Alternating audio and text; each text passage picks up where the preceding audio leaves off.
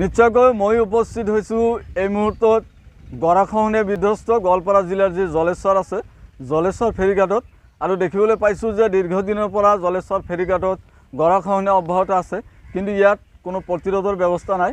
সামগ্ৰিক পৰিৱেশ মোৰ সতীৰ্থই দেখুৱাব দিয়া হৈছে বৰ্তমানৰ আজিৰ এই জলেশ্বৰ ফেৰীঘাটৰ দৃশ্য। ইয়াত দীৰ্ঘদিন ধৰি ইয়াতে গৰাখহনীয়াই ভয়ংকৰ ৰূপ ধাৰণ কৰিছে, এক আতংকৰ সৃষ্টি কৰিছিল গৰাখহনীয়াই। কিন্তু তাৰ পিছত দেখা গৈছে জলসম্পদ বিভাগৰ লোকে কিন্তু পৰিদৰ্শন কৰাৰ পিছত বৰ্তমানলৈকে কোনো ধৰণৰ কাম ইয়াত হোৱা পৰিলক্ষিত হোৱা নাই। গতিকে আমি ইয়াত উপস্থিত হৈছোঁ সেই দৃশ্য আকৌ এবাৰ দেখুৱাবলৈ, আৰু মোৰ সৈতে উপস্থিত আছে ইয়াৰ স্থানীয় একাংশ লোক। তেওঁলোকৰ পৰা আমি আচলতে জানিম যে আচলতে তেওঁলোকে কি ধৰণৰ, ইয়াৰ স্থানীয় যিসকল লোক আছে তেওঁলোকে এই গৰাখহনীয়া ৰোধ কৰাৰ কাৰণে কি ধৰণৰ দাবী উত্থাপন কৰিছে, তেওঁলোকে কি ধৰণৰ দাবী জনাইছে। আপোনাৰ কাষলৈ আহিছোঁ, কি ক'ব, যেহেতু এই খৰালিৰ দিনতো জলেশ্বৰত কিন্তু গৰাখহনীয়া অব্যাহত আছে বা জলসম্পদ বিভাগৰ যিসকল লোক আছে তেওঁলোক আহি কিন্তু পৰিদৰ্শন কৰি গৈছে, কিন্তু কাম আৰম্ভ হোৱা নাই। গতিকে আপোনালোকে দীৰ্ঘদিনৰ পৰা দাবী জনাই আহিছে, বৰ্তমানৰ দাবী আপোনালোকৰ কেনেকুৱা? চাওক, এই কামখিনি অনতিপলমে কৰাৰ কাৰণে আমি ইয়াৰ আগতো মিডিয়াতে প্ৰচাৰ কৰিছিলোঁ আৰু বিভাগীয় কৰ্তৃপক্ষক আমি অনুৰোধ বিনোধ কৰিছিলোঁ, কিন্তু কামখিনি যে অনতিপলমে নকৰি হেমাহি কৰি আছে এইটো সিহঁতৰ ব্যক্তিগত বেপাৰ, সেইটো সিহঁতৰ ডিপাৰ্টমেণ্টৰ ব্যক্তিগত কথা।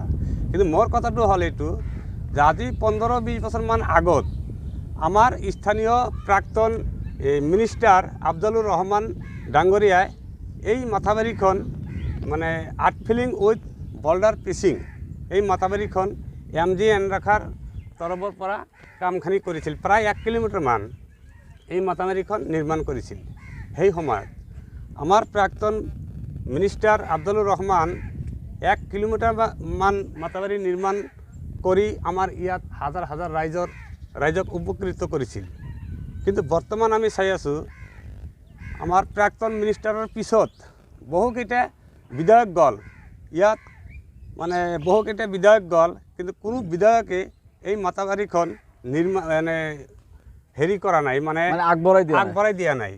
গৰাখহনীয়াত কমচে কম 400-500 মিটাৰমান খহাই লৈ গৈছে। আজিলৈকে কোনো বিধায়কে যে আৰু 400-500 মিটাৰমান যে আগবঢ়াই লৈ যাব এইটো লোৱা নাই। কিন্তু এনেকুৱা পৰিস্থিতি হৈছে যে ভাংচুৰ হৈ অহাৰ পিছত বৰ্তমান এতিয়া 150 মিটাৰমানো নহ'ব, এনেকুৱা হৈ আছে।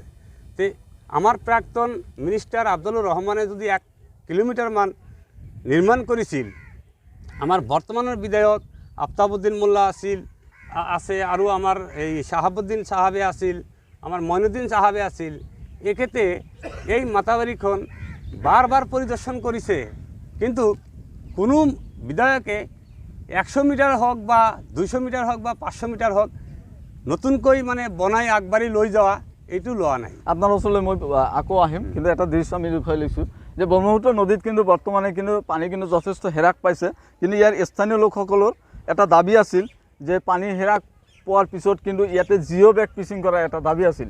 কিন্তু আমি দেখুৱাইছোঁ যে জিঅ' বেগ কৰাৰ কাৰণে কিন্তু সম্পূৰ্ণ উপযোগী হৈ আছে জলেশ্বৰ ফেৰীঘাটৰ যি ফেৰীঘাট আছে সেই ঘাটত কিন্তু বৰ্তমানে জিঅ' বেগ পিচিং কৰাৰ যথেষ্ট সুবিধা আছে। আৰু স্থানীয় লোকসকলেও কিন্তু বিভিন্ন সময়ত দাবী জনাই আহিছে যে জলেশ্বৰ ফেৰীঘাটত জিঅ' বেগ পিচিং কৰি স্থায়ীভাৱে যাতে গৰাখহনীয়া ৰোধ হয় সেই ব্যৱস্থা কৰিব লাগে। আমি আন এটা দৃশ্য দেখুৱাম যে আমি বৰ্তমান য'ত থিয় হৈ আছোঁ এইখন হ'ল এখন গৰাখহনীয়া প্ৰতিৰোধক বান্ধ, আৰু এই বান্ধটো নিৰ্মাণ কৰিছিল প্ৰাক্তন মন্ত্ৰী প্ৰয়াত আফজলুৰ ৰহমান চাহাবে। তেখেতে এইখন বান্ধ নিৰ্মাণ কৰিছিল, আৰু তাৰপিছত আচলতে এই বান্ধটোৱে কেনেধৰণৰ কাম কৰিছিল সেই পৰিৱেশটো আমি এবাৰ দেখুৱাবলৈ যত্ন কৰিম। যে বান্ধৰ পশ্চিম ফালে আমি যি দেখিবলৈ পাইছোঁ হেজাৰ বিঘা হেক্টৰে মাটি, আৰু দেখিবলৈ পোৱা গৈছে কিছু জনবসতি। আচলতে ক'ব লাগিব যে হয়তো এই প্ৰটেকশ্যন বান্ধটোৰ কাৰণে কিন্তু এই অঞ্চলত এটা বৃহৎ এলেকা কিন্তু চিলড্ৰেশ্যন হৈছে, অৰ্থাৎ বালি পৰিছে, তাৰপিছত কিন্তু জনসাধাৰণে তাত খেতি কৰিবলৈ সক্ষম হৈছে, মানুহে ঘৰ দুৱাৰ সাজিবলৈ সক্ষম হৈছে।